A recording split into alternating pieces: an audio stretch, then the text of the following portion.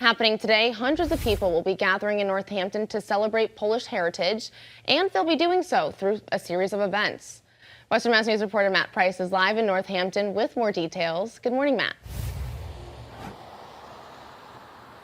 Good morning, Amanda. Quite the day we have here in this part of the area, as it is yet another Pulaski Day celebration. For those who don't know, this day is named after General Casimir Pulaski, who was not just a father of the American cavalry, but also a hero of the American Revolution. The holiday, meant to celebrate Polish heritage, is celebrated every October 11th by presidential proclamation, which was signed back in 1929 by President Herbert Hoover to commemorate the general's death from wounds he suffered at the Siege of Savannah in 1779. And to honor the general, Northampton holds their Pulaski Parade every Columbus Day. Now, there will be plenty on tap this Monday morning. First, there will be a memorial mass at St. Valentine's PNC Church at 10 o'clock, followed by the parade at 11:30. And those involved with that will proceed through downtown Northampton and make their way to Pulaski Park, which is where we are this morning. This is the region's largest parade, celebrating both Pulaski and Polish heritage,